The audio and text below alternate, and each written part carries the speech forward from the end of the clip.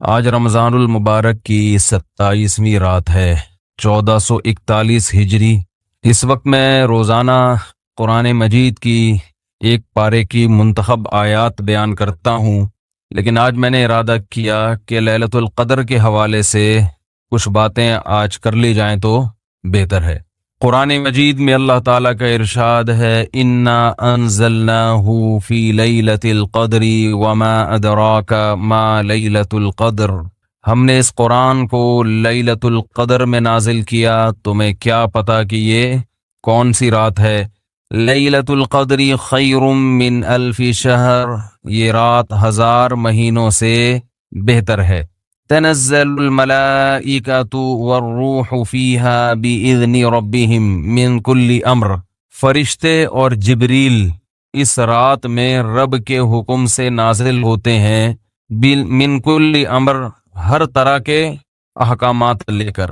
سلام ہی حتی مطلع الفجر، یہ سلامتی ہے یہ رات یہاں تک کہ فجر طلوع ہو جائے، یعنی سحری کا وقت ختم ہو جائے۔ اس بارے میں ایک چیز تو لوگ بہت زیادہ جو پوچھتے ہیں کہ لیلۃ القدر تو ہر ملک میں الگ الگ ہوتی ہے، آج یہاں 27ویں ہے، سعودیہ میں کیا ہے 28ویں۔ تو اس بارے میں خوب سمجھ لیں کہ جتنی عبادتیں شریعت نے ہمیں دی ہیں اور ان کے وقتوں کے جو فضائل بیان کیے ہیں وہ ہر ملک کے اسی حساب سے ہوں گے۔ اللہ نے حکم دیا اقیم الصلاۃ لدلوک الشمس، سورج کے ڈھلکتے ہوئے نماز پڑھو، سورج طلوع ہونے سے پہلے فجر کی نماز۔ تو آپ جہاں نماز پڑھ رہے ہوگے وہاں کا سورج مراد ہوگا یا جاپان کا؟ بولو نا بھائی، کیا ہو گیا بھائی؟ جاپان میں ہو تو جاپان میں سورج طلوع ہو رہا ہے، پاکستان میں ہو تو پاکستان میں۔ ابھی جاپان میں تو پتہ نہیں کیا ٹائم ہو رہا ہوگا۔ تو جیسے نمازوں کے اوقات ہر ملک کے اپنے حساب سے ہوتے ہیں، سعودی عرب میں فجر کا ٹائم جب داخل ہوتا ہے تو ہمارے ہاں فجر گزر چکی ہوتی ہے، اشراق کا وقت بھی ختم ہو چکا ہوتا ہے۔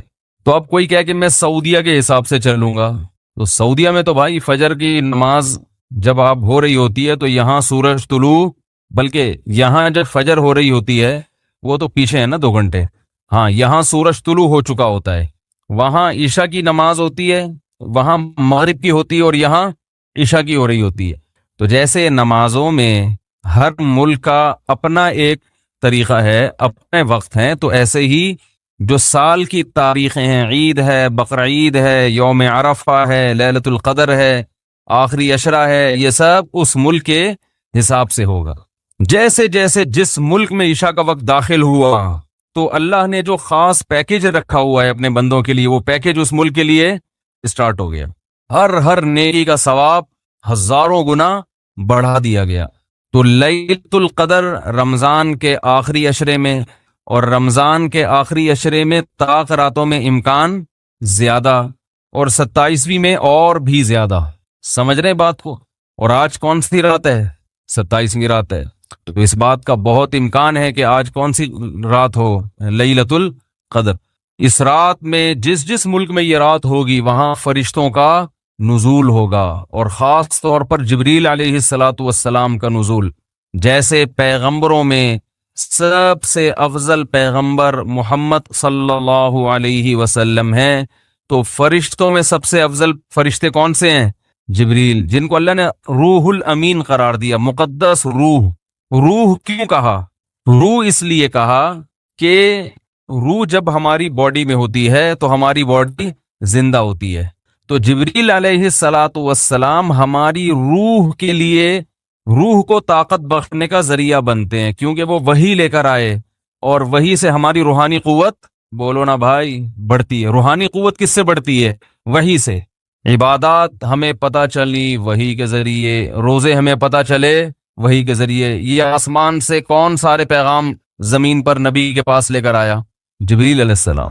جبریل نے نبی کو بتایا کہ شہر رمضان الذی انزل فیہ القرآن، اللہ کا کلام جبریل نے لیا، اور جبریل علیہ السلام نے ہمارے نبی صلی اللہ علیہ وسلم کے دل پہ یہ کلام نازل کیا۔ تو ہمیں جو پتہ چلا کہ رمضان میں روزے رکھنے ہیں، یہ ہمیں نبی سے پتہ چلا، اور نبی کو کس سے پتہ چلا؟ جبریل علیہ السلام سے۔ نماز کا ہمیں پتہ چلا نبی سے، اور نبی کو کہاں سے؟ کیا ہو گیا بھائی پرابلم؟ تو نبی کو کہاں سے پتا چلا؟ جبریل علیہ السلام سے۔ تو ہر جتنی بھی وحی آ رہی ہے نا وہ ساری ڈائریکٹ کہاں سے؟ جبریل کے ذریعے۔ تو ان کے ذریعے ہماری روح کو کیا مل رہی ہے؟ تقویت، طاقت مل رہی ہے روح کو۔ تو وہ کیونکہ یہ رات روحانی ترقی کا ذریعہ ہے، تو اللہ نے اس رات میں جبریل علیہ السلام کو زمین پہ اتارا تاکہ جس فرشتے کی مناسبت ہے نا اس رات سے، وہ فرشتے اس زمین پر نازل ہوں۔ تو اب مسئلہ یہ ہے کہ آج انسان جسم کی تو بڑی محنت کر رہا ہے، روح کو پروٹوکول دینے کے لیے تیار۔ بھائی دیکھو ایک بات بتا دوں، جملہ ادھورا چھوڑوں گا اس کو کمپلیٹ کرنا پڑے گا، اچھا لگے گا برا لگے، میرا اصول ہی یہی ہے۔ تو میں بول رکوں تو ایک دم آگے کمپلیٹ کر دیں جملہ، مجھے ایک اندازہ تو ہو نا کہ دماغ حاضر بھی ہے، سن رہے ہیں، ٹھیک ہے نا؟ تو ہر ایک کا خپل طریقہ ہوتا ہے نا بیان کا، ہمارا یہی طریقہ ہے بیان کا۔ جملہ مکمل چھوڑوں، آپ نے کمپلیٹ کرنا ہے اس کو، مجھے احساس رہتا ہے کہ ماشاءاللہ غور سے سن رہے ہیں۔ تو یہ اللہ نے ہمیں راتیں کیوں دی؟ اللہ نے ہمیں رمضان کیوں دیا؟ تراویح کیوں دی؟ تہجد کیوں دی؟ غیر مسلموں کے پاس یہ چیزیں ہیں؟ نہیں ہے۔ وہ صبح اٹھیں گے، جاگنگ کریں گے، روح کے لیے، باڈی کے لیے۔ یہ بڑے ہالی ووڈ اور بالی ووڈ کے ایکٹروں کا بڑا سننے میں آتا ہے کہ باڈی کی فٹنس کا، فزیکل فٹنس کا بڑا خیال کرتے ہیں، صبح اٹھتے ہیں، جاگنگ کرتے ہیں۔ ہم پوستیوں کی طرح، معذرت کے ساتھ، ہماری قوم صبح اٹھتے ہی نہیں ہے۔ یہ جو ریز آ رہی ہیں نا، ریز، ہماری آواز ان ریز کی پشت پہ سوار ہو کر دنیا تک پہنچ رہی ہے۔ اچھا تو چارجنگ ختم ہو گئی تھی کیا؟ تو میں یہ عرض کر رہا تھا کہ فنکار، اداکار لوگ اپنی فٹنس کا بہت زیادہ خیال کرتے ہیں۔ آج کل ہر آدمی اگر کرتا ہے تو اپنی باڈی کی فٹنس کا تو خیال کرتا ہے۔ صبح اٹھ کے جاگنگ کریں گے، ڈائٹنگ، یہ نہیں کہ پراٹھے کھا رہے ہیں آلو کے، تمیز سے کھائیں گے، 1 گلاس دودھ، پھر 2 انڈے ہاف بوائل، ٹھیک ہے نا، پروٹین لینے ہیں، پھر جو ہوتے ہیں نا ڈائٹ جن لوگوں کی۔ تو باڈی کی محنت تو آج کی جا رہی ہے، روح کو طاقت دینے کی کوشش نہیں کی جا رہی۔ حالانکہ انسان روح اور جسم دونوں کا مجموعہ ہے۔ بھائی ایک دفعہ اس کو لگا دیں، جو بار بار آپ اٹھ رہے بیٹھ رہے ہیں نا، میرا بڑا دماغ خراب ہو رہا ہے اس سے، یا تو اس کو بند کر دیں، کوئی ضروری نہیں ہے، ریکارڈ کر لیں ویسے ہی، اس سے جو ہے نا بہت زیادہ ڈسٹربنس ہوتی ہے۔ ہو گیا تو ٹھیک ہے، نہیں تو وہ دوسرا کیمرہ لا کے بس ریکارڈ کر دیں، اس کو بند کر دیں۔ تو کیا کہہ رہا تھا میں؟ اپنی سیٹنگ اب ادھر سے سیٹ کریں اس کو، وہاں سے تو ہو گئی، اب ادھر سے بھی پانا لا کے نا میری اپنی سیٹنگ کو بھی سیٹ کر۔ کیا کہہ رہا تھا میں؟ تو روح جو ہے نا، دیکھو انسان جو ہے نا، انسان کو جانوروں پر قیاس نہیں کیا جا سکتا۔ اچھا جانور کسے کہتے ہیں؟ جو صحت مند ہو۔ اچھی بکری تو دودھ زیادہ دیتی ہو، اچھی بھینس دودھ زیادہ دیتی ہو، اچھی گائے دودھ زیادہ دیتی ہو، اچھا بیل زیادہ ہل چلا لیتا ہو، ایسا ہی ہے نا، اچھا گدھا ویٹ زیادہ اٹھا لیتا ہو۔ تو اچھا انسان جو ویٹ زیادہ اٹھا لیتا ہو، تو اس میں اور گدھے میں کوئی فرق ہوا؟ پھر بھائی آج اچھا انسان اسے کتنے ہوئے، اتنا ویٹ اٹھایا، بول تو اٹھا سکتے ہو؟ کہہ رہا نہیں بھائی ہم تو نہیں اٹھا سکتے۔ بھائی آپ بہت اچھے، میں کیا ہوں؟ میں گندا ہو گیا، یہی مطلب ہوا نا۔ تو انسان کو اگر صرف جسمانی اور مادی اعتبار سے فضیلت دی جائے تو پھر انسان کی کوئی فضیلت نہیں ہے، کیونکہ مادی اعتبار سے انسان سے زیادہ صحت مند بہت سے جانور ہوتے ہیں۔ چیتے کی سپیڈ زیادہ ہے یا آپ کی؟ تو بھاگنے میں چیتا اچھا ہے یا آپ؟ چیتا اچھا ہے۔ جبڑا جو پھاڑنے کی طاقت ہے وہ شیر کی اچھی ہے یا آپ کی؟ شیر کی اچھی ہے۔ تو پکڑ کے اعتبار سے آپ سے اچھا کون ہے؟ شیر ہے۔ قرآن کے الفاظ دیکھو، کلا انا خلقناہم مما یعلمون، اللہ فرماتے ہیں ہرگز یہ انسان اپنے آپ کو فضیلت والا نہ سمجھے، اس لیے کہ ہم نے اس انسان کو جس چیز سے پیدا کیا ہم جانتے ہیں، پانی کے غلیظ قطرے سے بنایا، تو یہ کوئی قابل فضیلت چیز نہیں ہے۔ تمہارا تو میٹیریل ہی گندا ہے جس سے تمہیں بنایا گیا، گندا میٹیریل، پیٹ میں ہر وقت گند، اور مرنے کے بعد بھی گند۔ ایک پتلی سی لیئر چڑھا دی اللہ تعالیٰ نے، ایک اسکن کی، کھال کی، جس سے انسان کی گندگی چھپ جاتی ہے۔ بنایا کس سے؟ غلیظ ناپاک پانی، جو باڈی سے نکل جائے تو غسل فرض ہو جاتا ہے، کپڑوں پہ لگ جائے تو دھوئے بغیر نماز نہیں ہوتی، اتنا گندا۔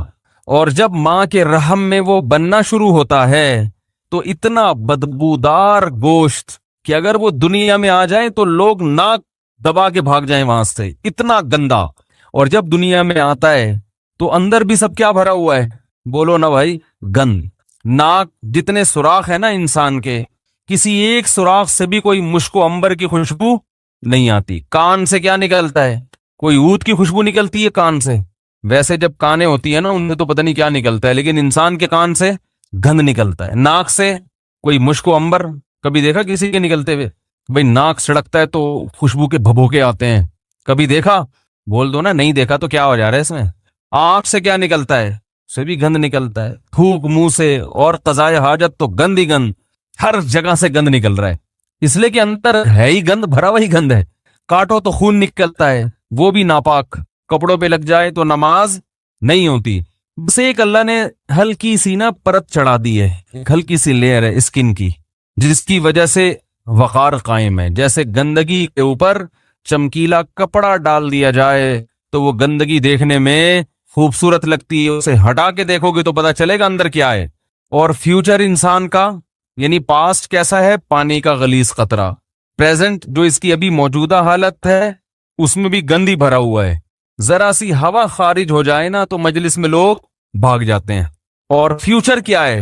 جیسے ہی سانس بند ہوگی فوراً لاش سڑنا اور گلنا شروع۔ یہ چودھری صاحب ہیں، یہ وڈیرے صاحب ہیں، یہ چیف ہیں، یہ جناب پرنسپل صاحب ہیں، یہ ہیڈ ماسٹر ہیں، جو بھی ہو بھائی آپ، جیسے ہی روح نکلی گند ڈھیر، میت جو ہے نا ایک دم سڑنا شروع ہو جاتی، آنکھیں ابلنا شروع ہو جائیں گی، ہاتھ خود بخود کرنا شروع۔ اتنی بدبو لاش کبھی دیکھی ہے؟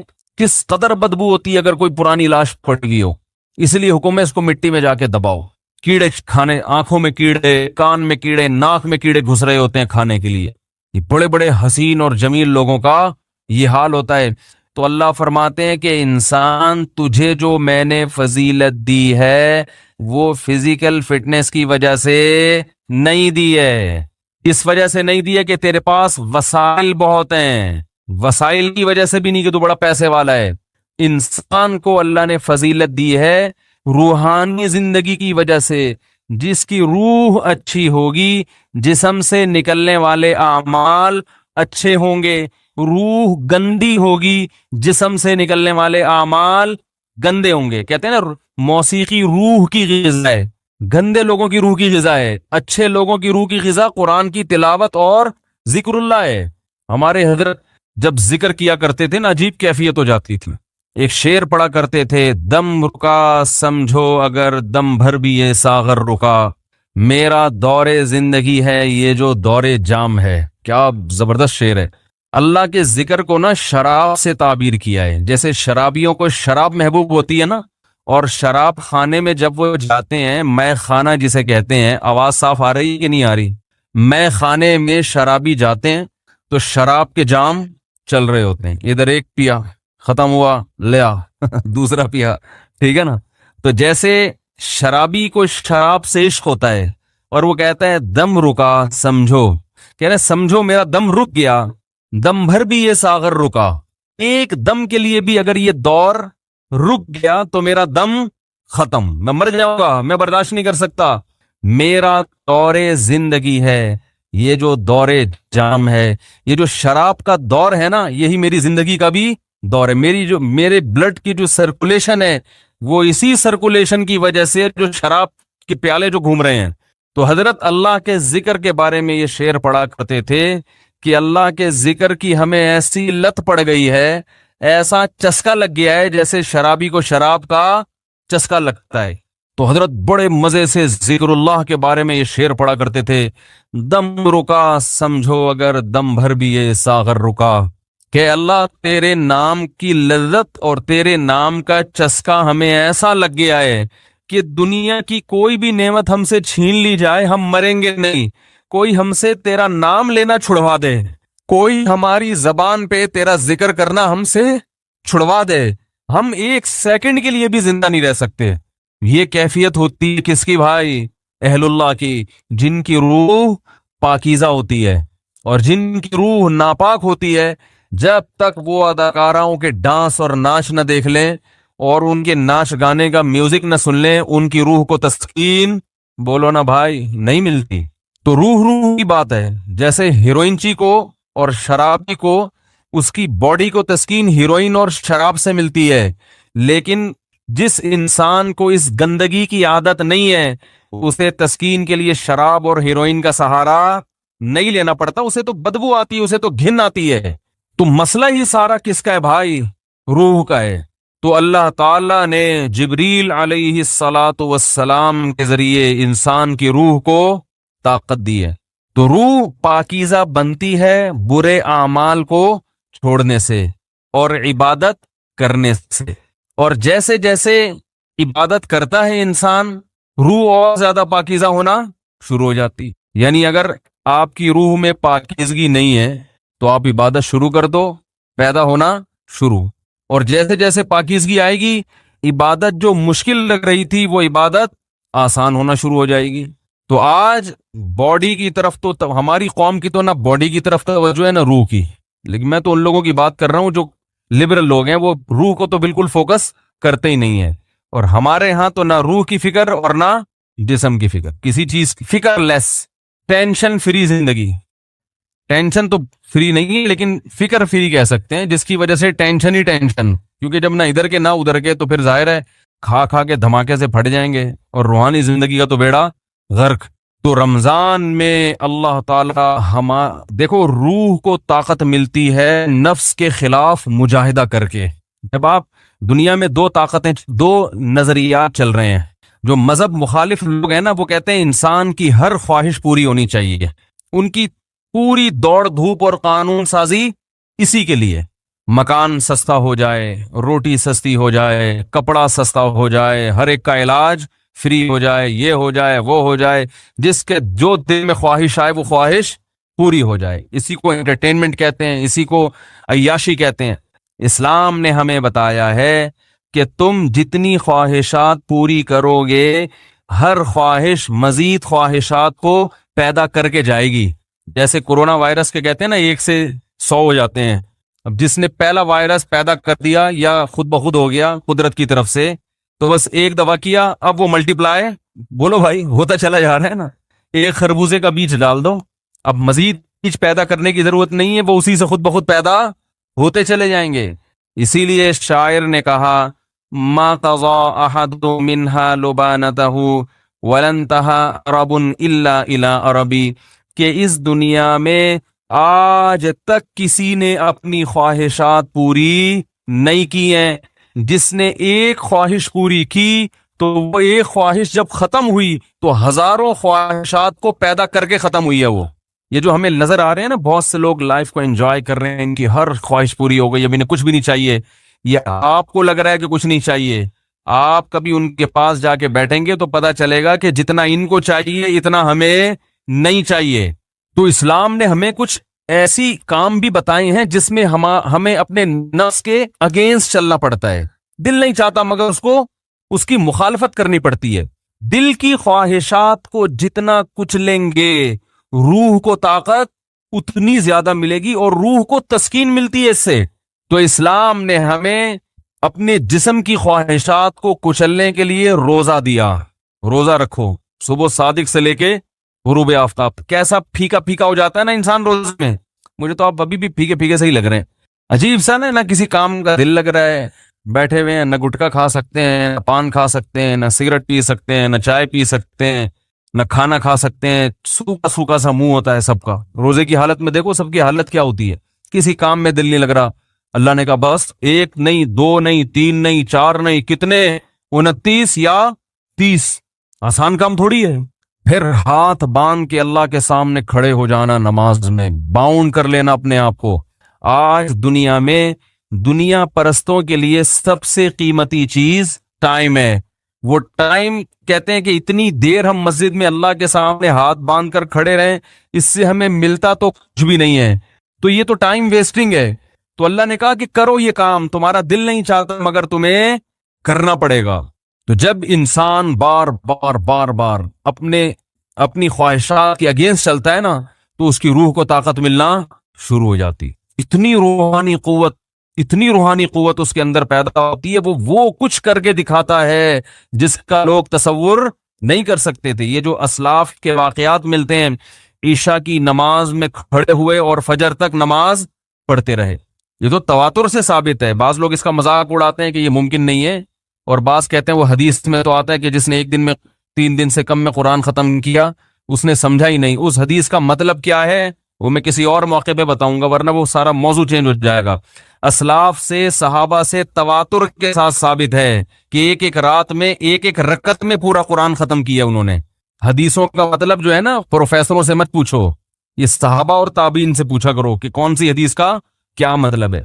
حضرت عمر رضی اللہ تعالی عنہ نے حضرت عثمان کی طرف ایک دن اشارہ کر کے فرمایا کہ مجھے اس شخص سے محبت کیوں نہ ہو، یہ وتر کی ایک رکعت میں پورا قرآن پڑھ لیتے ہیں، وتر کی جو تیسری رکعت ہے نا، اور حجر اسود کے سامنے کھڑے ہوتے ہیں اور پوری رات ایک رکعت میں پورا قرآن۔ حضرت عمر کا اپنا معمول کیا تھا، فجر میں اتنی لمبی نماز پڑھاتے تھے، آج تو ہم افورڈ ہی نہیں کر سکتے۔ صبح صادق کا وقت جب شروع ہوتا تو نماز شروع کی جاتی اور سورج نکلنے سے پہلے سلام پھرتا تھا فجر کا۔ کتنے گھنٹے کی نماز ہو گئی فجر کی، اور نماز میں تلاوت کرتے کرتے کرتے بعض دفعہ اللہ کے خوف سے رو کے گر جایا کرتے تھے۔ فجر میں حضرت عثمان رضی اللہ تعالیٰ عنہ پوری سورہ یوسف پڑھتے تھے۔ ایک تابعی کہتے ہیں کہ میں نے سورہ یوسف حضرت عثمان کے پیچھے فجر میں سن سن کے یاد کر لی، زبانی یاد ہو گئی مجھے۔ کتنی لمبی لمبی ان لوگوں کی نمازیں تھیں، کتنی لمبی لمبی ان لوگوں کی دعائیں تھیں، کتنی۔ آج بالکل عبادت کا ذوق اور شوق ختم، اور پہلے عورتوں میں عبادت کا ذوق مردوں سے بھی زیادہ تھا۔ مرد تو تھڑے شڑے پہ جا کے بیٹھ گئے، 2-4 لونڈے لپاڑے بیٹھ گئے، کچھ ادھر بات کر لی، کچھ ادھر چلے گئے، ڈبو اس نوکر۔ خواتین تو گھروں میں وہ تو عبادت میں آگے تھی، آج سب کے ہاتھ میں کیا آ گئے؟ موبائل، واٹس ایپ، بس ہر وقت۔ میری والدہ اللہ ان کی مغفرت فرمائے، آخر عمر میں تقریباً 1.5-2 سال ان کا دماغ کام نہیں کرتا تھا، جیسے قومے کی کیفیت ہوتی ہے نا، یہ ہو گئی تھی کیفیت، تو ہوش نہیں تھے ان کو، کوئی بات بتاؤ سمجھ میں نہیں آتی تھی، لیکن تسبیح جیسے ہی پکڑاتے تھے نا فوراً چلنا شروع، اور زبان بھی چلنا شروع۔ کیوں؟ لاشعور میں یہ چیز بولو نا بھائی بیٹھ گئی، کیونکہ زندگی بھر تسبیح پڑھی ہے نا، تو اب ہوش نہیں ہے، تو جیسے ہی تسبیح ہاتھ میں آئے اللہ کا نام شروع۔ میرے بڑے بھائی جب سورہ یاسین کی تلاوت کرتے ان کے سامنے، تو سورہ یاسین کا تلاوت کے جو کوئی لفظ چھوٹ جاتا نا تو وہ ان کی زبان سے نکل جاتا تھا، جیسے آخری لفظ آ رہا ہے نا مبین، تو وہ رک گیا تو وہ ان کی زبان سے نکل، ایک لاشعور میں۔ سورہ یاسین بہت پڑھی ہے انہوں نے، تو میں نئی نسل کو دیکھ کے یہ پیشگوئی کر سکتا ہوں کہ جب ہمارا بڑھاپا ہو، اللہ ہم سب کو بچائے، تو پتہ نہیں ہمارا حال کیا ہوگا۔ ہوش میں نہیں ہوں گے، کوئی تسبیح لا کے پکڑائے گا تو ایسے لگے گا جیسے یہ پتھر ہے، جیسے ہی موبائل لا کے پکڑائیں گے نا ٹھک چلنا، فوراً سب سے پہلے لاک کھلے گا اس کا۔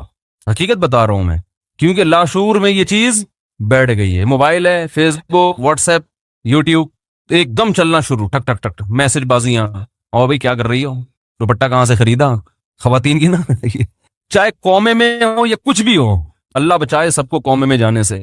جو کام زندگی بھر کیا ہوتا ہے، جب انسان ہوش میں نہیں ہوتا تو وہی کام اس کے سامنے آنا شروع ہو جاتا ہے۔ علماء نے بیان کیا کہ کئی دنیا میں حافظ ایسے ہیں کہ مرتے ہوئے ان سے کہا جا رہا تھا کہ کلمہ پڑھو تو گانا گانا شروع کر دیا انہوں نے۔ حافظ قرآن تھے مگر قرآن کی تلاوت نہیں کرتے، گانوں اور فلموں کو فوکس کیا ہوا تھا۔ موت کے وقت کلمہ نہیں نکل رہا زبان سے، نہیں گا رہے ہیں، انہیں بتایا جا رہا ہے کہ پڑھو کلمہ، نہیں گانا گا رہے ہیں۔ تو اللہ کے عذاب سے بچنا چاہیے بھائی، کچھ عادی بنائیں۔ ہم یہ نہیں کہہ رہے کہ ہمارے اسلاف جیسے پوری پوری رات عبادتیں کیا کرتے تھے ایسے ہی کریں، کچھ تو عادی بنائیں اپنے آپ کو اللہ کے سامنے رونے ہونے کا، کچھ تو اللہ کا نام لینے کا اپنے زبان کو عادی بنائیں۔ جو تبلیغ والے تسبیحات بیان کرتے ہیں جو صحیح احادیث سے ثابت ہے کہ 100 مرتبہ صبح لا الہ الا اللہ وحدہ لا شریک لہ لہ الملک ولہ الحمد وہو علی کل شیء قدیر، اور بعض روایت میں یحیی و یمیت وہو حی لا یموت۔ یہ حدیث میں تبلیغ والے تو تیسرا کلمہ بتاتے ہیں، یہ کلمات حدیث میں آتے ہیں۔ آپ صلی اللہ علیہ وسلم نے ارشاد فرمایا جس نے 100 دفعہ یہ کلمہ پڑھا اس سے زیادہ نیکیاں پورے دن میں کوئی شخص نہیں کما سکتا سوائے اس کے جو اس سے بھی زیادہ مرتبہ پڑھے۔ تو ذکر سے محبت پیدا کریں. آج ذکر کی لذت نہیں ہے, بس وہیں بیٹھ کے وہ ٹی وی بھی دیکھ رہے ہیں, فلم بھی دیکھ رہے ہیں, اور تسبیح چل رہی. کیسے پیارے کلمات ہیں, کیسا مزہ آتا ہے ان کلمات پڑھنے میں. لا الہ الا اللہ, کوئی عبادت کے لائق نہیں سوائے اللہ کے. کتنا اللہ تعالیٰ خوش ہوتا ہے کہ جب ساری دنیا مجھے بھول گئی ہے, ہر وقت دولت کی باتیں, پیسے کی باتیں, مکان کی باتیں, پلاٹ کی باتیں, اس سے اتنے پیسے لینے, اس کو اتنے پیسے دینے ہیں, وہ کاروبار بند ہو گیا, اس کو کھولنا ہے, یہ کرنا ہے, وہ کرنا ہے, ہر وقت 24 گھنٹے. جس نے پیدا کیا, جس کے پاس لوٹ کر جانا ہے, سب چیزیں چھوڑنی ہے یہاں پہ. یہ بیوی بچے بھی چھوڑنے ہیں, یہی قبر میں اتاریں گے. جو آج کہہ رہے ہیں نا وہ رہ نہیں سکتے آپ کے بغیر, اور یہی اتار کے آئیں گے قبر میں. اور اگر کورونا سے مر گئے نا, اللہ بچائے, تو قبر میں بھی نہیں جائیں گے, بولیں گے یہ تو مر گیا, ہمیں نہ مار دے کہیں. دور دور سے دیکھ نہیں رہے کیسے جنازے ہو رہے ہیں. یہ تو انسان کی محبت ہے, یہ تو اوقات ہے انسان کی. تو جس کے پاس لوٹ کر جانا ہے اور جس نے بنایا ہے, هُوَ أَعْلَمُ بِكُمْ إِذْ أَنْتُمْ أَجِنَّةٌ فِي بُطُونِ أُمَّهَاتِكُمْ. اللہ فرماتے ہیں جب تم ماں کے پیٹ میں تیار ہو رہے تھے نا, وہ رب تمہیں اس وقت سے جانتا ہے. اس وقت تو والدین بھی انسان کو نہیں جانتے. کتنا قریبی تعلق, ہر ایک کا تذکرہ زبان سے کرے گا, نہیں کرے گا جو سب سے زیادہ قریب ہے اس کا تذکرہ نہیں کرے گا. اور اگر اللہ کا ذکر کرے گا بھی تو کسی نے کوئی وظیفہ بتایا ہوگا جن بھگانے کے لیے, دکان کھلوانے کے لیے, کاروبار کھلوانے کے لیے, بچی کی شادی نہیں ہو رہی, اپنی نہیں ہو رہی ہے تو پچھتا رہا ہے اس کو بھگانے کے لیے, ہو گئی ہے تو بچے نہیں پیدا ہو رہے, ہو گئے تو وہ چترول لگا رہے ہیں ان کو سیدھا کرنے کے لیے. اللہ کو خوش کرنے کے لیے, اللہ کی محبت میں اللہ کا نام لذت سے لینے کے لیے, کہ مجھے بس اس سے محبت ہے, اس کا نام لینے میں مجھے مزہ آتا ہے, اس نیت سے ذکر کرنے والے مارکیٹ میں بہت شارٹ ملیں گے آپ کو, بہت کم لوگ ملیں گے. کوئی بیٹھا ہو نا صبح اللہ اللہ کر رہا ہو, کیوں کر رہے ہو؟ وہ جی فلاں پیر صاحب نے بتایا تھا, وہ فلاں پیر صاحب نے کہا تھا یہ کرو گے تو یہ والا کام ہو جائے گا. اور بھائی اللہ نے پیدا کیا ہے, جیسے دنیا کا تذکرہ کرتے ہو بغیر ضرورت کے کرتے ہو نا. خواتین جب آپس میں ملتی ہیں دوسرے کا لباس دیکھتی ہیں, بہن کہاں سے خریدا, کتنے کا خریدا, ضرورت ہوتی ہے, حالانکہ جیب میں ایک پیسہ بھی نہیں ہوتا خریدنے کا. لیکن محبت جس چیز سے ہوتی ہے اس کا تذکرہ کرنے میں انسان کو, بولو نا بھائی, مزہ آتا ہے.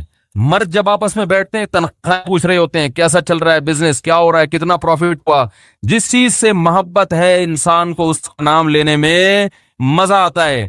یہ مزہ اللہ کا نام لینے میں بھی پیدا کر لیا جائے اپنے دل میں, تو وہی کیفیت ہوگی کہ دم رکا سمجھو اگر دم بھر بھی یہ ساغر رکا.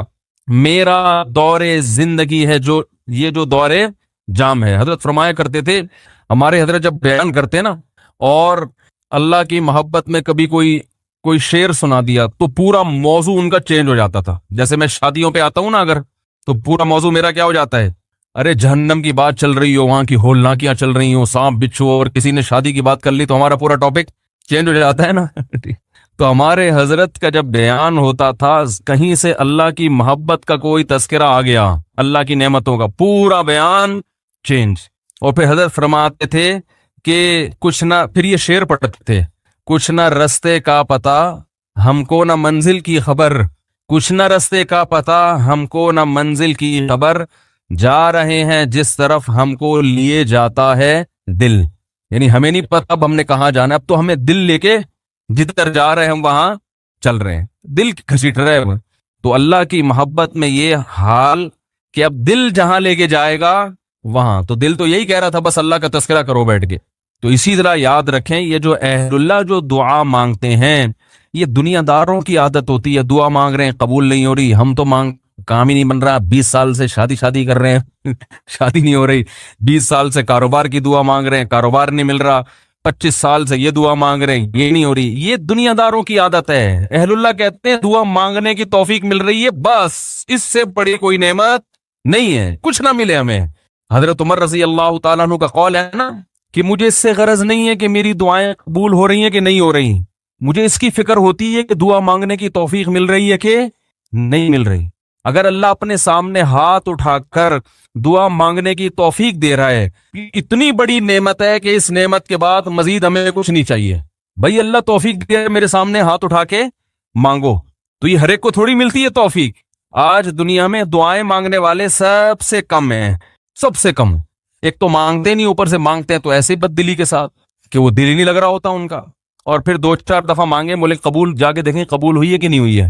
رزق مانگے کہ اللہ مجھے اس کی حلال کشاد عطا فرما, اس کے بعد بٹوے نکال کے چیک کر رہے ہوں یار کچھ بھی نہیں آئے, ویسے کہ ویسے ہی ہے. کاروبار لاک ڈاؤن کی وجہ سے ٹھپ ہوا ہوا ہے, بزنس کا بیڑا غرق ہوا ہوا ہے. تو بھائی جو اہل اللہ ہیں وہ کہتے ہیں دیکھو جتنا تعلق دعا کے وقت انسان کا اللہ کے ساتھ ہوتا ہے نا, اتنا کسی اور چیز میں نہیں ہوتا. براہ راست اللہ سے اپنی زبان میں مانگ رہا ہے. بھائی ذکر میں تو کم از کم اتنا ہوتا ہے کہ ترجمہ نہیں آتا تو پتہ ہی نہیں ہوتا کیا پڑھ رہا ہوں میں, لیکن جب دعا مانگ رہا ہوتا ہے تو براہ راست اللہ سے تعلق, تو یہ تو بہت گہرا تعلق ہے. تو دعاؤں میں جان ختم, دعاؤں میں لذت, بولو نا بھائی, ختم. جب اللہ سے تعلق ہی کمزور پڑتا چلا جائے گا تو بھائی پھر جو اللہ کو خوش کرنے کے لیے جو اعمال اللہ نے بتائے وہ کہاں سے پورے ہوں گے, وہ تو ہو ہی نہیں سکتے پورے. تو اس لیے ذکر اللہ کو ہلکا نہیں سمجھنا چاہیے. میں وہ ترجمہ بتا رہا تھا کہ چوتھے کلمے کا لا الہ الا اللہ, کوئی عبادت کے لائق نہیں سوائے اس اللہ کے, لہ الملک, اسی کے لیے بادشاہی ہے, وَلَهُ الْحَمْدُ, تعریف صرف اسی کے لیے. یہ جو کہتے ہیں فلاں بھی اچھا, فلاں پیسہ اچھا, فلاں کی گاڑی اچھی, فلاں کی بلڈنگ اچھی, فلاں کا پلاٹ اچھا, بحریہ ٹاؤن کا مکان اچھا, اسلام آباد کی رہائش اچھی, تو لہ الحمد, اے اللہ تعریف کے قابل صرف کون ہے تو, باقی سب مٹی فنا ہونے والی چیزیں. تو بھائی بحریہ ٹاؤن کا جو مالک ہے کل وہ بھی قبر میں اترے گا. ہم اور آپ کس کھیت مولی ہیں, 2-4 بنگلے بن گئے بحریہ ٹاؤن میں, 8-10 پلاٹ ہو گئے, وہ آدمی تمیز سے بات کرنا ہی چھوڑ دیتا ہے. بات میں بتا رہا ہوں, بحریہ ٹاؤن میں رشتہ لینے بھیجے گا, بحریہ ٹاؤن میں پلاٹ, تو رشتہ لینے بھیجنے کی پھر ضرورت نیٹ پہ ڈال دے, ٹھیک ہے نا, ایسا ہی ہے نا. رشتے خود آئیں گے, دھکے دے دے کے آئیں گے, ہٹو بھائی. آپ کے لیے وہ جو لوگ مجھے کہہ رہے تھے رشتہ تلاش کر رہے ہیں, مل نہیں رہا, میں کہہ رہا ہوں تمہاری جیب میں کچھ ہے ہی نہیں تو رشتہ کہاں ملے گا. کہہ رہے ہیں استخارہ بھی نکال لیا پھر بھی نہیں مل رہا. استخارہ نہیں نکالو, پیسے نکالو, پیسے نکالو گے تو رشتہ ملے گا. اور اگر پیسے نہیں ہیں تو پیغام بھیجو, صبر کرو, اگر کوئی قبول کرے ٹھیک ہے, نہیں کرے تو صبر کرو. دنیا مسافر خانہ ہے بھائی, 4 شادیاں کرنی ہیں, لیکن جو جس چیز کی چاہت ہے ضروری تھوڑی کہ وہ پوری بھی ہو جائیں. کوشش کرنے کا میں مشورہ دیتا ہوں. شادی ہو بھی جائے گی اس کی کوئی گارنٹی نہیں ہے, اور ہو کے نبھا بھی پائیں گے اس کی بھی کوئی گارنٹی نہیں ہے. اب لیلۃ القدر میں شادی پھر شروع ہو گئی, تو مسائل یہی چل رہے ہیں نا. تو اللہ نے اللہ کا کیا فرمایا کہ لہ الملک ولہ الحمد, اے اللہ تیرے لیے ہی بادشاہی اور اسی کے لیے حمد. یحیی و یمیت, اتنا زبردست قدرت والا کہ جس کو چاہتا ہے زندگی دیتا ہے اور جس کو چاہتا ہے مار دیتا ہے. حیات بھی ہماری مرضی سے نہیں, پانی میں انسان بنا کے ماں کے پیٹ سے باہر نکال دیتا ہے. یہ زندگی ہے, ہم اپنی مرضی سے بنے ہیں, اور ایسے تصرف جانے کا ارادہ ہوگا نہیں لیکن اللہ لے جائے گا. کیسی اڑیاں رگڑو, یہ جتنے لوگ دنیا سے گئے ہیں یہ اپنی مرضی سے تھوڑی ہیں. کیسے بڑے بڑے وڈیرے ہوتے ہیں, کیسے بڑے بڑے پاورفل طاقتور لوگ ہوتے ہیں, دنیا ان کے اشاروں پہ چلتی ہے, لیکن جب جانے کا وقت آتا ہے پوری ایڑی چوٹی کا زور لگا لیتے ہیں, مگر موت اپنے شکنجے گاڑ لیتی ہے, چھوڑتی نہیں ہے نا موت. وَهُوَ حَيٌّ لَا يَمُوتُ, وہ زندہ ہے, اس پر کبھی موت نہیں آئے گی. وَهُوَ عَلَى كُلِّ شَيْءٍ قَدِيرٌ, اور وہ ہر چیز پر قدرت رکھتا ہے. تو یہ کلمات 100 دفعہ ترجمہ سوچ کے, مفہوم سوچ کے, صرف اللہ کو خوش کرنے کے لیے, اس نیت سے کہ اللہ کی محبت کی چنگاری ہمارے دل میں پیدا ہو جائے. تو ارادہ کرتے ہو کہ نہیں کرتے بھائی؟ زندگی بھر معمول بناؤ, 100 دفعہ صبح, 100 دفعہ شام. شیطان کیا کرے گا کہ جب آپ بیٹھو گے تو دل نہیں لگے گا آپ کا.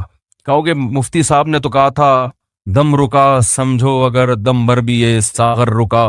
ذکر اللہ کی تو ایسی لذت ہے کہ 1 منٹ کے لیے زبان رک گئی تو ہمارا دم گھٹ گیا. ہمارا تو پڑھنے میں دم گھٹ رہا ہے. پھپھی کا فون آ رہا ہے, موبائل بار بار اٹھا کے چیک کر رہے ہیں, یار کس کا فون. آج کل ذکر کر رہے ہوتے ہیں نا, دیکھو تراویح میں ہر 2 رکعت کی بات بعض لوگ چیک کر رہے ہوتے ہیں, کچھ آیا تو نہیں ہے, خالہ کا فون ہے, پھپھی کا فون ہے, فلانے کا ہے, کیا ہے وہ سب. تو وہ تو اتنی ٹینشن ہے آج کل ذکر کرنا. آپ کہیں گے مفتی صاحب نے فون کیا, مفتی صاحب نے بیان کیا تھا کہ دم رکا سمجھو اگر دم بھر بھی یہ ساغر رکا, تو آپ کا دل نہیں لگے گا. تو چھوڑنا نہیں ہے, دل لگے یا نہ لگے, تھوڑے دنوں کے بعد اس کی لذت دیکھو، ٹیسٹ گین کرنا پڑتا ہے نا. مجھے یاد ہے جب یہ ڈیو نئی نئی آئی نا تو پیپسی والے ڈیو فری میں بانٹ رہے تھے، کیونکہ پہلی دفعہ ڈیو پینا ایسے لگتا ہے جیسے کھانسی کا شربت پی رہے ہیں. ایسا ہی تھا نا، لوگ نہیں پی رہے تھے، انہوں نے فری بانٹی. ہماری قوم ایسی ہے، فری میں آپ بلیچ بھی پلاتے ہیں تو پی لے گی بھائی، فری ہے نا، پیسے تھوڑی خرچ ہو رہے ہیں. تو لوگوں نے فری میں پینا شروع کرتے کرتے اس ٹیسٹ کے کیا ہو گئے، بولو نا یار، عادت پڑ گئی اس کی. تو لت لگانی پڑتی ہے، ٹیسٹ گین کرنا پڑتا ہے. ابھی کبھی اللہ کا نام لیا ہی نہیں ہے زندگی بھر، لیا بھی ہے تو ایسے ہی قوالی میں لیا ہے، قوالیوں میں لے رہے ہیں اللہ کا نام. تمیز بیٹھ کے اللہ کا نام لینا، اس کا بھی ایک ٹیسٹ ہے. کیونکہ غلط چیزوں کا ٹیسٹ اتنا زیادہ، دیکھو جو ڈبے کے دودھ کے عادی ہوتے ہیں نا بچے، ان کو آپ بھینس کا خالص دودھ پلاؤ الٹی کر دیں گے، وہ ان کو اس میں سے بدبو آ رہی ہوتی ہے. حالانکہ وہ بدبو نہیں بلکہ خوشبو ہوتی ہے. بھینس کے دودھ میں بدبو ہوتی ہے، خوشبو ہوتی ہے، خوشبو ہے. میں سعودیہ گیا نا، 2 مہینے کا ویزا تھا میرا، تو 2 مہینے میں نے بھینس کا دودھ نہیں ملا، ڈبے کا ہی پیتے رہے. حالانکہ وہ بھی یہی ہوتا ہے، لیکن ایک پروسیس سے گزر کے پتہ نہیں اس میں وہ ذائقہ ہی نہیں تھا. جب میں یہاں آیا کچن میں جاتے ہی میں نے جیسے ہی دودھ کی دیگچی کا ڈھکن ہٹایا ہے، جو خوشبو کے جھونکے آئے ہیں، میں نے کہا یار کیسا پیارا دودھ ہمیں اللہ نے دیا ہے. فوراً گلاس بھر کے پیا، اتنا ذائقے والا دودھ ہے یہ. تو جو ڈبے کے دودھ کا عادی ہو اسے بھینس کا دودھ پہلے 1 چمچ پلاؤ، دیکھو الٹی تو نہیں کر رہا، پھر 2 چمچ، آہستہ آہستہ آہستہ آہستہ، پھر اسے ایسا چسکا لگے گا کہ ڈبے کا اس کو اچھا نہیں لگے گا. جس بچے کو دیسی گھی کھانے کی عادت نہیں ہے تو اسے آہستہ آہستہ دیسی گھی چٹانا پڑتا ہے. تھوڑے دنوں میں دیسی گھی کی لذت سے مانوس ہو جائے گا، پھر اسے یہ دوسرا گھی اچھا نہیں لگے گا. اور اب زیتون اتنا کھاتے ہیں، انہیں زیتون نہ ملے تو مر جائیں. ہمارے یہاں زیتون کسی کو کھلاؤ وہ کہتے ہیں یہ کیا کڑوا. تو ایسے ہی یاد رکھو، انسان اپنی زبان کا ذائقہ خراب کر دیتا ہے. تو اللہ کا ذکر کرتے کرتے کرتے کرتے کیا ہوگا، ٹیسٹ گین ہو جائے گا. آپ کو پتہ ہے جو آزان سننے کے عادی ہیں ان کو یورپ میں، امریکہ میں بڑی ٹینشن ہوتی ہے کہ بہت دنوں سے آزان کی آواز نہیں سنی، کیونکہ ان کے کان اس ٹیسٹ کے عادی ہو چکے ہوتے ہیں. فضاؤں میں اللہ کا نام گونجتا ہوا سنائی نہیں دے رہا. جب فجر کے وقت خاموشی ہوتی ہے نا، کیسے مختلف مسجدوں سے اللہ کا نام فضاؤں میں گونجنا شروع، ادھر سے آواز آتی اللہ اکبر اللہ اکبر، ادھر سے آواز آتی اللہ اکبر اللہ اکبر، ادھر سے آواز آتی ہے. ہم اس ٹیسٹ کے عادی ہو چکے ہیں. ہمیں یہ آواز اگر نہ آئے تو ہماری طبیعت میں بے سکونی ہوتی ہے. ہمارے کزن ایک امریکہ میں ویڈیو کال پہ بات کر رہا تھا ان سے پہ، تو میرا گھر تو مسجد کے بالکل اوپر ہے، اذان کی آواز بہت تیز آتی ہے الحمدللہ. تو میں جب بات کر رہا تھا، بات کرتے کرتے عشاء کی اذان ہو گئی، تو وہ اذان کی آواز ان کو کہہ رہے آج میں نے 10 سال کے بعد براہ راست اذان کی آواز سنی ہے. ان کو سکون مل رہا تھا. تو بھائی روزانہ یہ کلمہ یا سبحان اللہ والحمد للہ ولا الہ الا اللہ واللہ اکبر، یہ تیسرا کلمہ ہے، یہ پڑھ لیں صبح بیٹھ کے.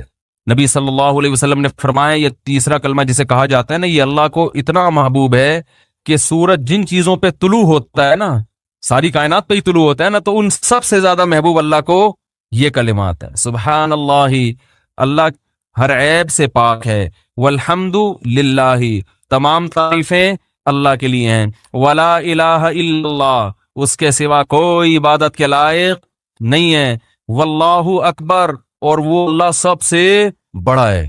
تو یہ کلمات پڑھنا کس نیت سے ہے بھائی؟ شادی ہو جائے، بولو نا، کاروبار میں برکت ہو جائے. تو کچھ اللہ سے جو وحشت ہو چکی ہے نا، کأنہم حمر مستنفرہ. نبی صلی اللہ علیہ وسلم جب لوگوں کو اللہ کی طرف بلاتے تو یہ ایسے بھاگا کرتے تھے نا اللہ کا تذکرہ سن کے. تو اللہ نے فرمایا ایسے ہیں جیسے وحشی گدھے ہوتے ہیں نا. وحشی گدھا زیبرا کو کہتے ہیں. جب آپ جنگل میں جائیں، میں تو گیا ہوں، میں نے زیبرے اپنی آنکھوں سے دیکھے، جیسے ہی تھوڑا سا قریب جائیں گے وہ بہت دور بھاگ جائے گا، کیونکہ وہ آپ سے مانوس نہیں ہے. جنگل کے جانور مانوس نہیں ہوتے. اللہ قرآن میں شکایت کر رہے ہیں انسان کی کہ ان کو اللہ سے اتنی وحشت ہے، اللہ کو پہچانتے ہی نہیں ہے، کہ جب ان کے سامنے اللہ کا تذکرہ کیا جائے، اللہ کی بات کی جائے، ایسے بھاگتے ہیں جیسے وحشی گدھے. تو یہی حال ان لوگوں کی ہے جو اللہ کے ذکر سے مانوس نہیں ہے. علماء یہ کہتے ہیں کہ اللہ کے ساتھ نا جذباتی محبت کی ضرورت ہے. دیکھو محبت کی دو قسمیں ہیں، ایک عقلی اور ایک طبعی. دونوں میں کیا فرق ہے یہ میں بتاتا ہوں. ایک محبت ہوتی ہے عقلی.